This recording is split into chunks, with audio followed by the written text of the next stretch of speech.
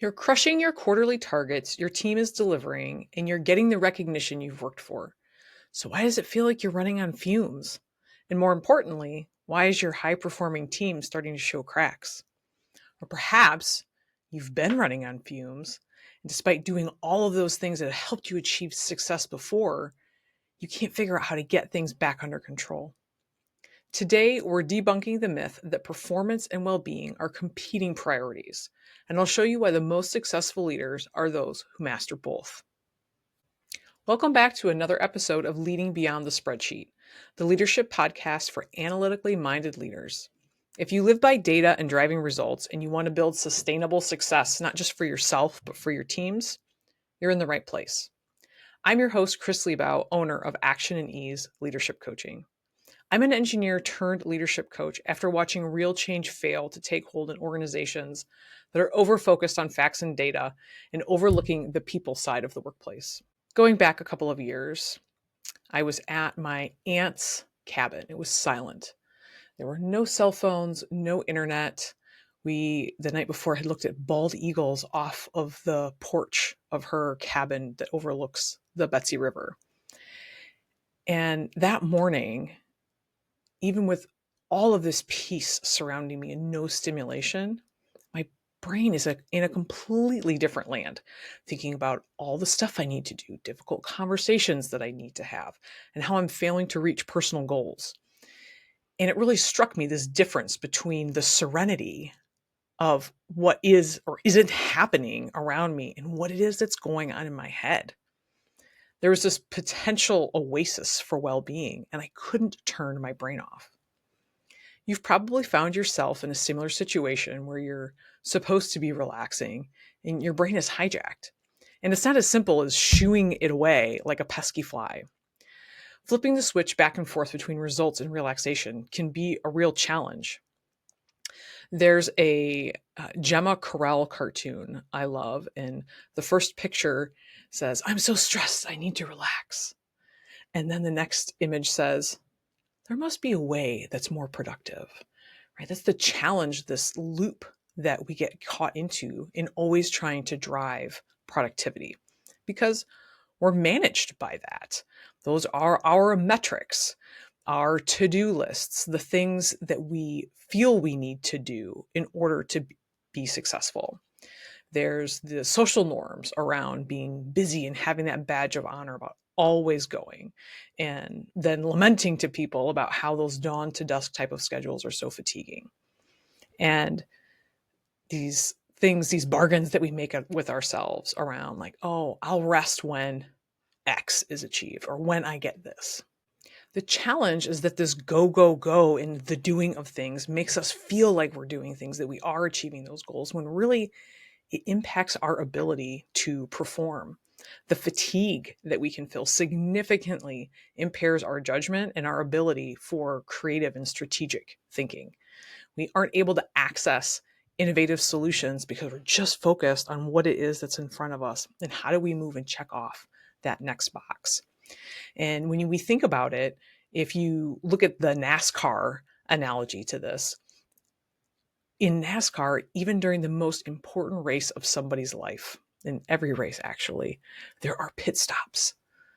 They have to take a moment to take a break in order to refuel and take care of those essential things. When we think of athletes and those high performers, they're not out there putting out that Olympic effort every single day. So what does that mean for us, for mere mortals?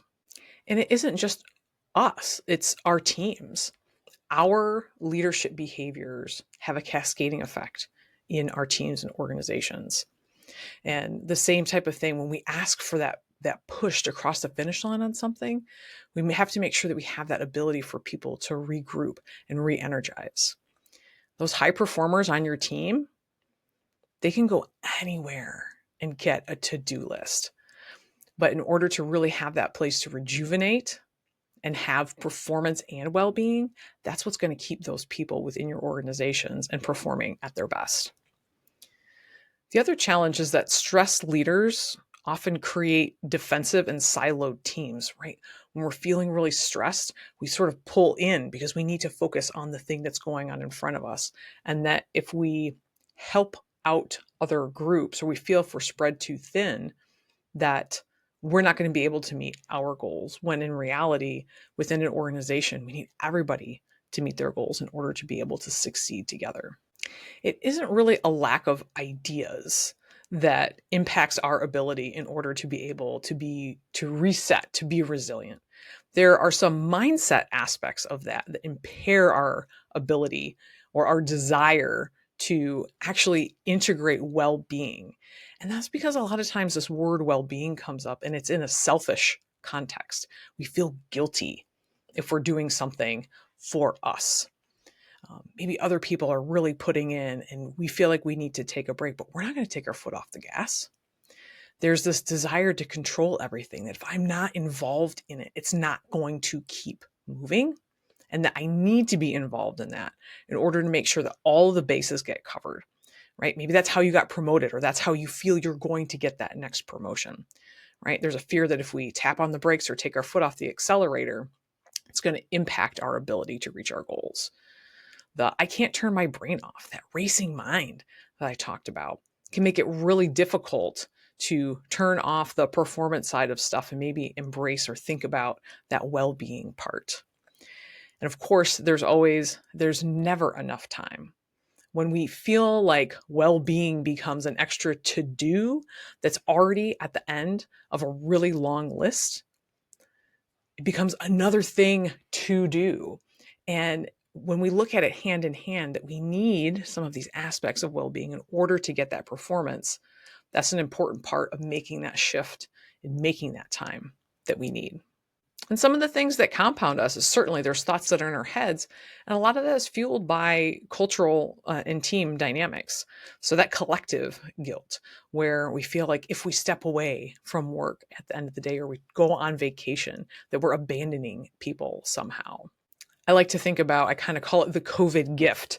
Before COVID, if you were sick, you're like, oh, should I go to work? Shouldn't I go to work? And we went to work. And it wasn't until we got to work and people saw how awful we looked that they were like, go home, where we finally gave ourselves the permission to take that time that we needed in order to reset. So the challenge becomes that same drive, control, and relentless execution that has earned you praise and promotions has also become your Achilles heel. It's impacting not just your performance and well-being, but your ability to connect with and inspire and retain your team. And we feel like if we do all of those right things, we get in our 10,000 steps, we check everything off of our to-do list, we reach that efficiency matrix, that it'll be all worth the work. And like some magical fairy tale where the princess wakes up or the spell is broken, magically, finally, we will have that ability to take some time for ourselves and reset the brain. And so the challenge really is that performance and well-being, it's not this on-off light switch. We really need to have them both integrated.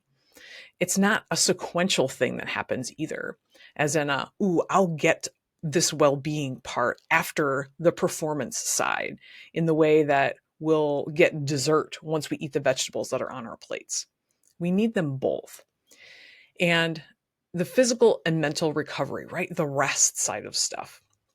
Right. Those are beautiful things. And often we have this vision that it's something that takes a long time, or that we need a vacation, or that we need a day in order to be able to do that. When we're able to integrate these smaller rest periods or brain breaks, my daughter's 11 and she's even brought that home from school. Mom, I need a brain break on this in order to reset. We have an opportunity to look at what it is that we need each day, so that they're planned and expected, planned maintenance, just like the oil change on your car, versus being in a situation where we have to make emergency repairs. Having that sense of well-being also improves emotional regulation. Sometimes when we lose our filter in conversations, that can be a signal that we're out of balance. And having that well-being is something that can help keep us in that moment, so that we can stay focused, leaning towards the collaborative side versus the competing side in those important conversations. The well-rested team, there's that opportunity to think that more innovative approach. I mean, how many times have you been in the afternoon, you're like, I'm going to get this done. And you work on it through the evening, maybe even late into the evening. Right? It's exhausting. It takes forever. And we reach a certain point where of diminishing returns. Whereas perhaps if you went to bed, or not to bed at 5 or 6 o'clock, but we stopped and took a break from that and picked that up the next morning, we'd have the clarity and that cognitive ability we need to bring that home with greater results in a significantly less amount of time. So here's just a few simple ideas of what some of this integration could look like. Right now, it's summertime. I'm hearing a lot from people that are sliding into home on Sunday, getting home and turning around and having to go back into that office on Monday morning, right? Where are there opportunities to build in that buffer, to maybe get that rest from that vacation, to get some rest from that vacation, to be able to go in with a little bit more peace, calm, and ease rather than having to hit the ground running? Where are there opportunities to have some meeting-free focus blocks that can help you get in the zone and stay in the zone on some of your most important projects? How do you celebrate success?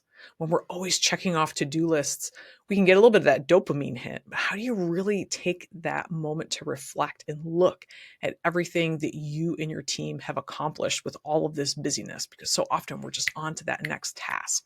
Opportunities to end meetings 5 minutes early so that people have a little of a pause to be able to digest what they've just heard and refocus and move forward into that next meeting with a little bit more ease. And looking at strategic energy management rather than just time management. If you have those important meetings, how can you block out time to actually execute on some of those things or recharge? What are some of the activities that you do that are really important and also very draining, where you need to have some of that recharge time so that you can show up as the person and the leader that you want to with the remainder of your day? Where are there opportunities for mini mindfulness breaks? I'm talking 1-2 minutes, or even just some time with reduced distractions where you're not getting direct messages, notifications on your phone, small walks, right? Just a little 5-minute walk. Or I'm a big advocate of even the power nap. One-word check-ins before meeting, just asking your team, checking the energy that they have coming into an important conversation. I mentioned the time in nature, no screens. This can be a really important opportunity to just let your brain wander a little bit, maybe observe how busy it actually is, and have an opportunity to tune into your body and refocus on what's going on around you rather than being lost in your thoughts all the time. The other thing is creating some time to listen to other people on the team. When we're go, go, go, and we're working on our to-do list, we always want to tackle and solve that next problem. Sometimes it's really about creating that space to listen and have other people think things through. How can you integrate more listening and creating that space for people on your team as well as for yourself? So I ask you, what's one thing that you can do this week that will help support both your performance and your well-being? If you're saying none of this is going to work for me, none of these are even going to scratch the surface, I'm not saying you're wrong. Sometimes they won't, because our brains won't let them. So here's what I know about high-performing leaders like you. These same patterns that drive our success, that keep our brains thinking, are also the things that can undermine your well-being and your ability to be able to turn things off. And that impacts not only your performance, but also your team's performance. You have a lot more control over this than you think. And it really starts with recognizing these patterns and what some of these scripts are in the back of your mind. If you'd like to book a personal 1-hour strategic mindset consult, we'll do a personal review of what are some of these patterns and how are they impacting your performance, your well-being, and your relationships. How these patterns are showing up in your team dynamics, and maybe we can find a strategic shift that you can make to help support and optimize performance and well-being at the same time. This isn't about adding more to your plate. Let me be very clear about this. I'm never about creating more to-dos for people. It's about how to tune in and make the shifts so that we find the energy and the momentum that we need in order to make those changes. Let's work smarter, not harder, and build the kind of sustainable leadership that creates lasting results. You can learn more about the Strategic Mindset Consult at actionandeasecoaching.com/mindset-consult. If you found value in today's topic, please share it with a colleague or friend and pass along the inspiration for reflection and change. We'll see you next time.